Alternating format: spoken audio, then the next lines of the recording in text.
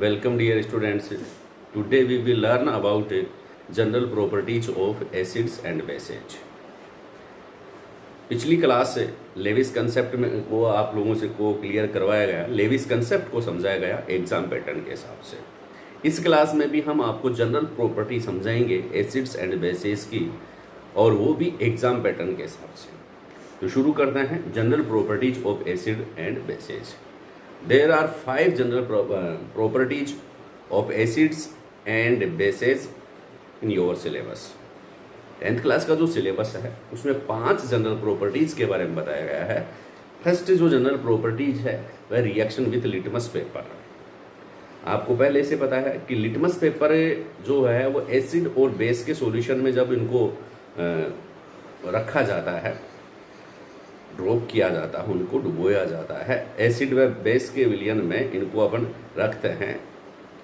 तो एसिड जो होती हैं, asset turns blue litmus paper into red and base turns red litmus paper into blue. Simple सा concept था। फिर इसके बाद सेकंड जो जनरल कैरेक्टर है, मतलब litmus paper reaction with litmus paper में क्या लिखेंगे, asset turn blue litmus paper into red and base turn red litmus into blue. ठीक है।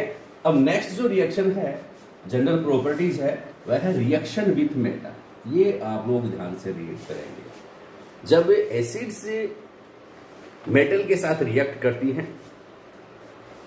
तो क्या फॉर्मेशन किसका होता है, हाइड्रोजन गैस जरूर बनती है। इसमें ये ध्यान रखना कौन सी गैस। अब दोनों की बात कर रहे हैं अपन, देखो एसिड व बेस दोनों की चर्चा करेंगे। तो पहली चर्चा करते हैं रिएक्शन विथ मेटल की। जब एसिड मेटल के साथ रिएक्ट करता है तो क्या बनता है, साल्ट, मेटेलिक साल्ट बनता है, और गैस कौन सी, हाइड्रोजन गैस निकलती है। ठीक है। तो जितने भी मेटेलिक कंटेनर, ये हाइड्रोजन गैस जो होती है वो एक तरह से, हाइड्रोजन गैस जो होती है ना वो क्या होती है, टॉक्सिक होती है। इसलिए हम कभी भी मेटेलिक कंटेनर जो होते हैं,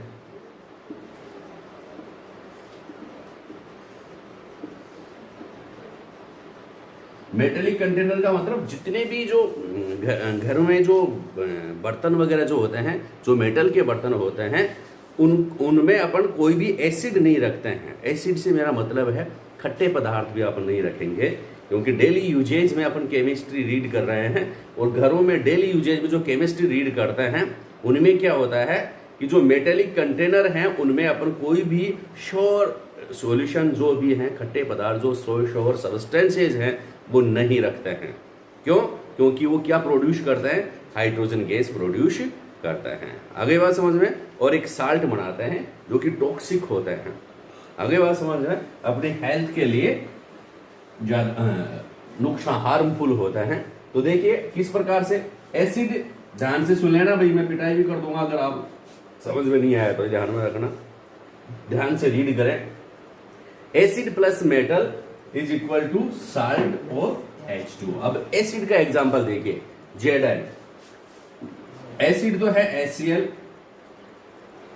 या फिर HCl की जगह आप H2SO4, ये क्या है, एसिड्स हैं। ठीक है। इन दोनों में से किसी की भी रिएक्शन आप मेटल के साथ करवा लीजिए, जैसे अपन करवाए हैं इसके साथ, जिंक के साथ रिएक्शन करवाएं किसी मेटल की। Zn एसिड तो हो गया H2SO4 प्लस मेटल हो गया Zn प्लस H2SO4, तो साल्ट क्या बनेगा, ZnSO4, तो साल्ट बन गया।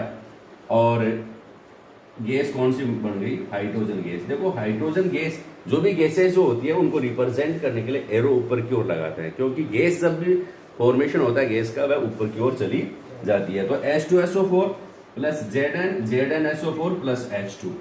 देखिए सिंपल सा रिएक्शन है। तो ये क्या, कौन सी गैस बन रही है, हाइड्रोजन गैस बन रही है। कौन सी गैस बन रही है, हाइड्रोजन गैस बन रही है। मैं एक एग्जांपल बताता हूं, इसको अगर अपन करें, इसको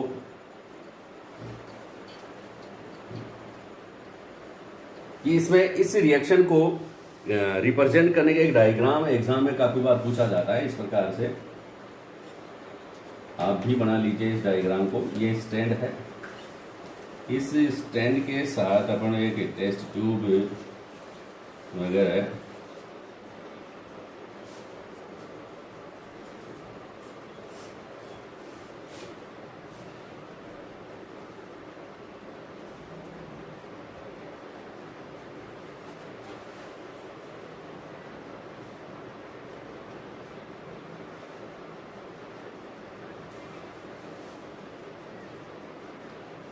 इसमें अपन क्या रहता है, इसको इससे बाउंड कर देता है इस स्टैंड की सहायता से यहाँ पर।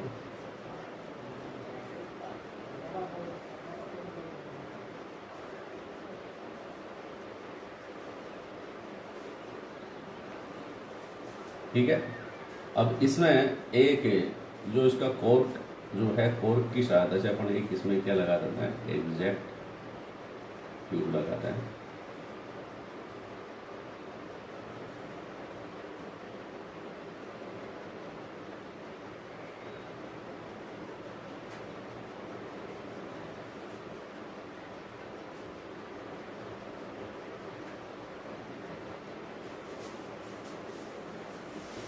फ्लो ट्यूब, इसको क्या कहते हैं भाई, फ्लो ट्यूब, याद रखना, फ्लो ट्यूब। ठीक है, और ये टेस्ट ट्यूब क्या है,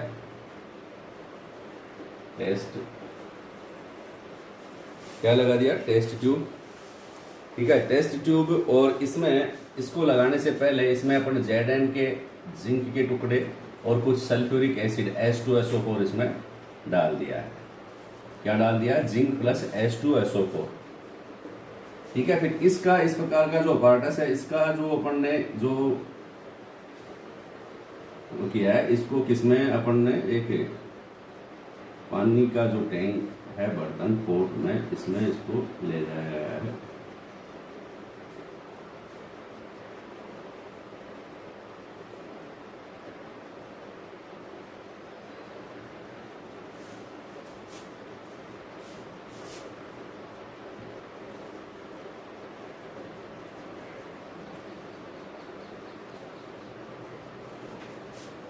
ठीक है, और इसमें क्या भरा भाई, soap of, solution of soap.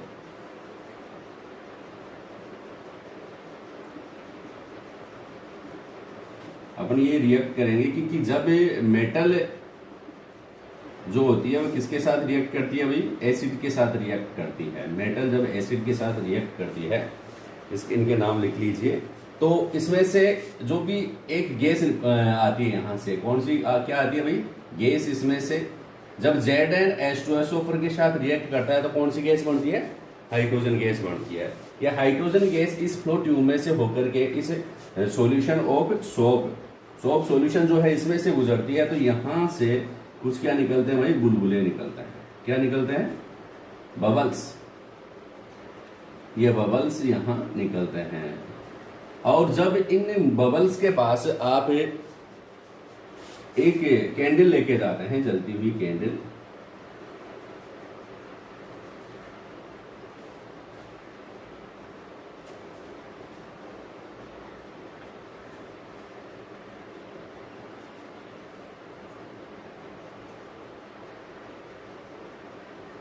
ठीक है, तो एक फट फट की आवाज के साथ, एक विस्फोट के साथ ये उनको जलाएंगे। तो बुलबुले क्या होते हैं, ये बबल्स होते हैं ना, विस्फोट के साथ चलते हैं, एक साउंड के साथ ये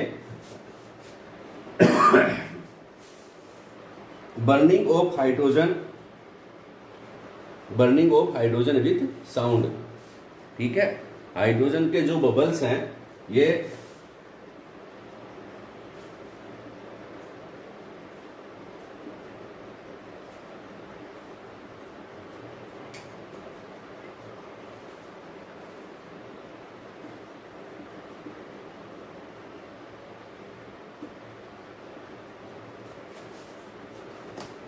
आगे बात समझ में, ये जो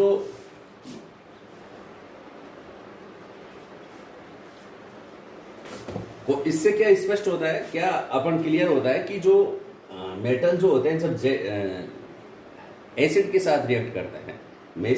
मेटल जो होते हैं जब एसिड के साथ रिएक्ट करते हैं तो कौन सी गैस बनती है, कौन सी गैस का फॉर्मेशन होता है, हाइड्रोजन गैस का, H2 गैस का फॉर्मेशन होता है। इसलिए अपने को मेटेलिक कंटेनर में कभी भी श्योर जो सब्सटेंसेज हैं, श्योर सॉल्यूशन जो होते हैं वो कभी भी अपने को नहीं रखने चाहिए, आप ध्यान में रखना, है ना। अब इसके बाद एक और ध्यान में रखेंगे कि जब बेस रिएक्ट करते हैं किसके साथ भाई, मेटल के साथ, समझ गए। मेटल के साथ जनरली सभी बेस हाइड्रोजन गैस नहीं देते हैं, लेकिन जिंक जो होती है reaction of metal with base, ये ध्यान में रखना। ये खूब बार पर्सन पूछा जाता है, यहाँ से क्वेश्चंस आते हैं, आप लोगों से पूछते हैं यहाँ से कि जनरली सभी मेटल जो होती हैं वो एसिड के साथ रिएक्ट करती है ना, तो हाइड्रोजन गैस बनता है, लेकिन सभी बेस जब मेटल के साथ रिएक्ट करती हैं तो हाइड्रोजन गैस नहीं बनता है। कौन सी कंडीशन में, कौन सी ऐसी रिएक्शन बताइए जिस जो कोई बेस जो होती है वो मेटल के साथ रिएक्ट करेगी और हाइड्रोजन गैस बनेगी। सभी मेटल्स बेस के साथ रिएक्ट करके हाइड्रोजन गैस नहीं देती है, ये ध्यान में रखना। सभी मेटल्स जो होती हैं, सिर्फ एक मेटल जो है, सिर्फ नहीं कह सकते, लेकिन कुछ मेटल्स जो होती हैं वो, जैसे मान लो Zn जो है वह एक बेस NaOH के साथ रिएक्ट करती है, समझ रहे हो। Zn ये क्या है, मेटल है, जिंक। Zn क्या है, जिंक है। ये किसके साथ, कौन सी बेस के साथ रिएक्ट करती है, NaOH के साथ रिएक्ट करती है। NaOH क्या है, सोडियम हाइड्रोक्साइड। एसिड है या बेस है, NaOH बताइए। NaOH बेस है, OH लगा हुआ है तो बेस है, S लगा हुआ है तो एसिड है। NaOH जो है ये बेस है, किसके साथ रिएक्ट करता है, Zn के साथ रिएक्ट करता है, ठीक है। तो क्या बनता है, N2 ZnO2, N2 ZnO2 plus hydrogen gas, ये ध्यान में रखना। यह फॉर्मूला कई बार एग्जाम में पूछा जा चुका है कि सोडियम जिंकेट जो होता है उसका क्या फॉर्मूला होता है। सोडियम जिंकेट का फॉर्मूला लिखिए। तो जब Zn जो होती है किसके साथ रिएक्ट करती है, इसकी रिएक्शन भी पूछते हैं। Zn plus NaOH, N2 Na2 ZnO2 plus hydrogen gas, this is sodium zincate.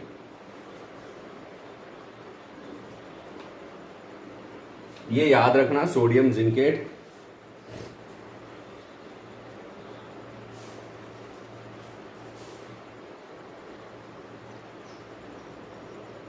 ZnCAT, sodium zincate. अगली बात समझ में। लेकिन सभी बेसेस जो होती हैं, सभी बेस जो होते हैं, ऑल बेसेस जो होते हैं वो मेटल के साथ रिएक्ट करके हाइड्रोजन गैस नहीं देते हैं, ये ध्यान रखना। लेकिन सभी एसिड जब मेटल के साथ रिएक्ट करते हैं तो हाइड्रोजन गैस देते हैं। अगली बात समझ में आ रही ना, समझ में बात है। अब ये दोनों रिएक्शन याद कर लेना, ये डायग्राम याद कर लेना, ठीक है। Zinc plus Zn plus H2SO4। अब इसको एग्जाम में कैसे पूछेंगे मैं आपको बता दूं कि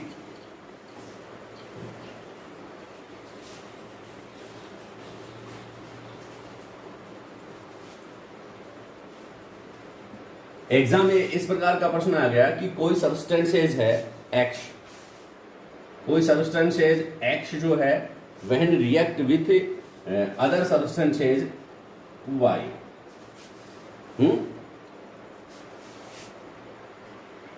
जब X सब्सटेंसेज Y के साथ रिएक्ट करता है देन क्या फॉर्म होता है, हाइड्रोजन गैस, ठीक है। एक ये कि जेड गैस बनती है, ये जेड गैस बनती है, ठीक है। ये बात तो ये बता देता है। इसमें आपको एक्सप्लेन आपको समझना पड़ता है कि किसकी बात, कौन सी रिएक्शन के बारे में बात कर रहा है कि एक सब्सटेंसेस जो है वो X है, किसी दूसरे सब्सटेंसेस Y के साथ जब रिएक्ट करता है तो एक गैस बनती है Z, एक गैस जेड बन गई और उस गैस के पास जलती हुई मोमबत्ती कैंडल लेके जाते हैं, बर्निंग कैंडल लेके जाएंगे, तो वो साउंड के साथ उसके जो बबल्स जो होते हैं वो साउंड के साथ जलते हैं, फटते हैं, जो भी है। तो आप लोगों को आइडेंटिफाई करना पड़ेगा। फिर ये कह रहे हैं कि प्रत्येक रिएक्शन भी लिखिए, आपको रिएक्शन लिखवाएगा तो रिएक्शन आधा नंबर की रिएक्शन लिखवा लेगा, और एक्स वाई जेड को आइडेंटिफाई कीजिए। तो आप आंसर क्या लिखेंगे, X is equal to Z Y is equal to H2SO4 and Z is equal to H2। ठीक है, रिएक्शन ये आप लोगों का half plus half plus half, इसका मतलब ये इतने नंबर आप लोगों के आ जाता है, 1.5 नंबर, 2 नंबर का क्वेश्चन आता है ये। और फिर आपको रिएक्शन लिखनी होती है तो क्या बताएंगे, Zn plus H2SO4 ZnSO4 plus H2। आ गई बात समझ में। ये रिएक्शन अगर लिख देंगे तो ये भी हाफ नंबर की हो जाएगी और आपके 2 नंबर आ जाएंगे। इस प्रकार से लर्न करना है। आ गई बात समझ में। तो 2 जनरल कैरेक्टर्स आपने देखे हैं, एक तो कौन सा, रिएक्शन विथ लिटमस पेपर, है ना, और next reaction with metals, acid की और बेस की, दोनों की रिएक्शन। आगे बात समझ में। तीसरा आपको give the formula of sodium zincate. Sodium zincate का फॉर्मूला आप लोगों को बताना होता है Na2ZnO2। क्या है, हाँ, Na2 Na2ZnO2। ये सोडियम जिंकेट है। सोडियम जिंकेट जो होता है उसका फॉर्मूला भी आप लोगों को याद रखना है। अब नेक्स्ट देखिए, किसके साथ, रिएक्शन विथ मेटेलिक ऑक्साइड या मेटल ऑक्साइड। मेटल ऑक्साइड के साथ जब एसिड व बेस रिएक्ट करते हैं तो क्या होता है,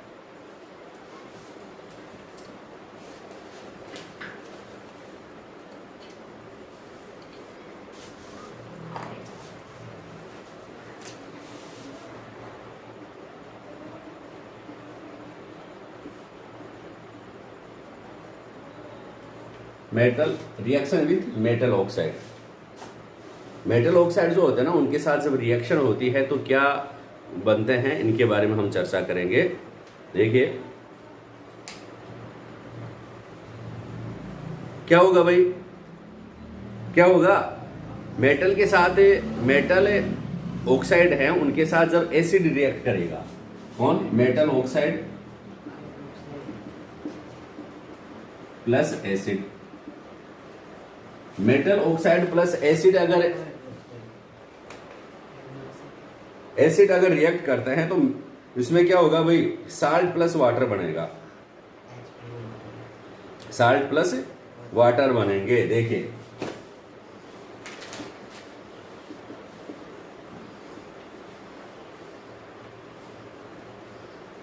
इसी प्रकार एग्जांपल देखेंगे इसमें कि CuO धात्विक ऑक्साइड है, ये मेटल ऑक्साइड है, CuO कॉपर ऑक्साइड हो गया। कॉपर ऑक्साइड जो है किसके साथ रिएक्ट करेगा, कॉपर ऑक्साइड अगर HCl के साथ रिएक्ट करता है, HCl, तो क्या बनता है, CuCl2 और H2O। ठीक है, क्या बनता है, साल्ट प्लस वाटर। इसी प्रकार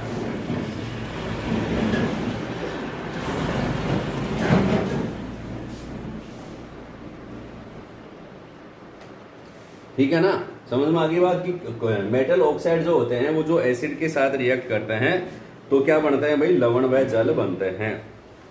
ठीक है, लवण को क्या कहते हैं, क्या को कहते हैं बताइए, साल्ट।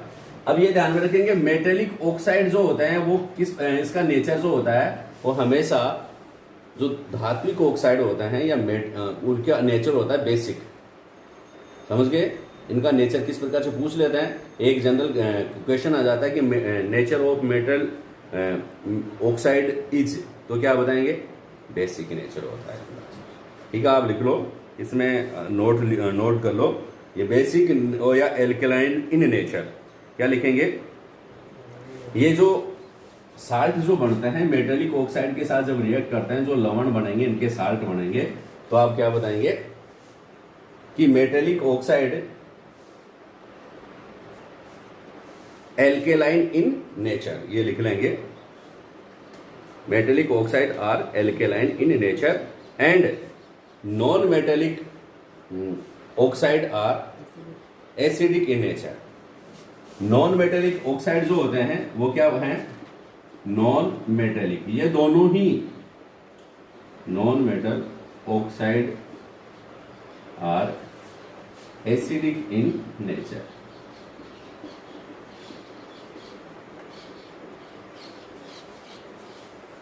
अरे बात समझ में कि धात्विक ऑक्साइड या वह अम्लीय क्षारीय प्रकृति के होते हैं और अधात्विक ऑक्साइड जो होते हैं वो अम्लीय प्रकृति के होते हैं।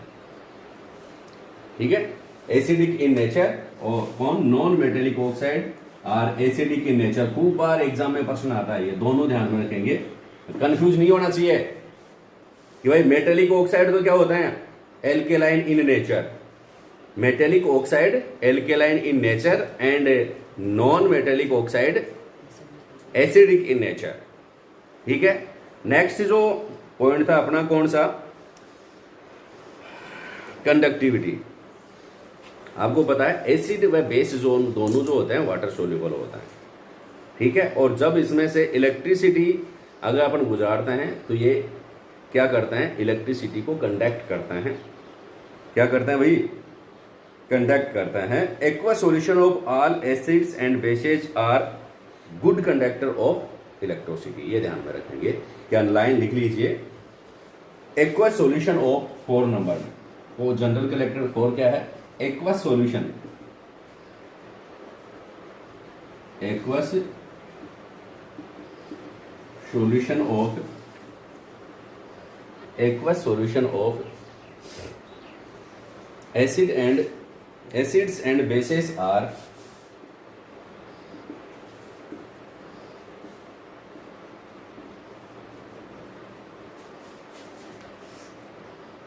conductor of electricity.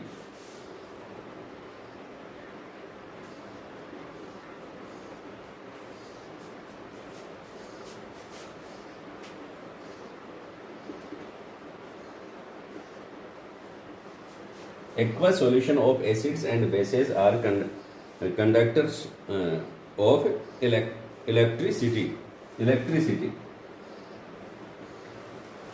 आ गई बात समझ में?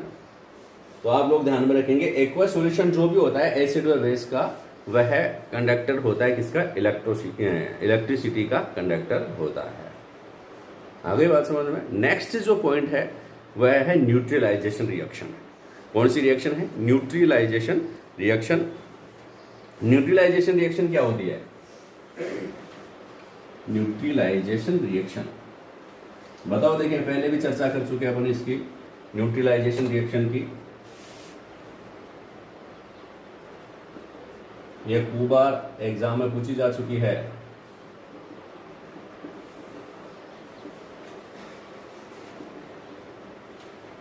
न्यूट्रलाइजेशन रिएक्शन, जब एसिड्स और बेस आपस में रिएक्ट करते हैं। ठीक है, जब एसिड्स व बेस आपस में रिएक्ट करते हैं तो both are lose their properties. ठीक है ना, लूज देयर प्रॉपर्टीज। और क्या बनते हैं भाई, क्या फॉर्म होता है, salt plus water plus energy. आ गई बात समझ में? तो ये जो रिएक्शन है सिंपल सी रिएक्शन है, और इसको एग्जांपल मैंने बताया था, HCl plus NaOH is equal to NaCl plus H2O। ठीक है, ये न्यूट्रलाइजेशन रिएक्शन है। ये कौन सी रिएक्शन है, न्यूट्रलाइजेशन रिएक्शन है। तो क्या लिखेंगे, all acids react with bases. Definition क्या हो जाएगी,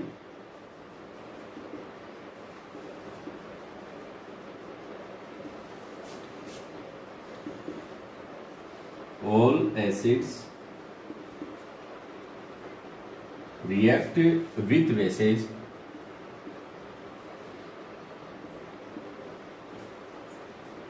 all acids react with bases are bases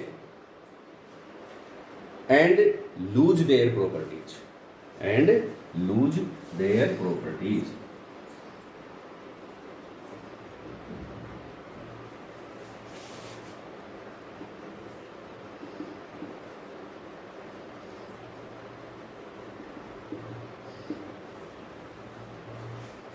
Lose their properties and become neutral and become neutral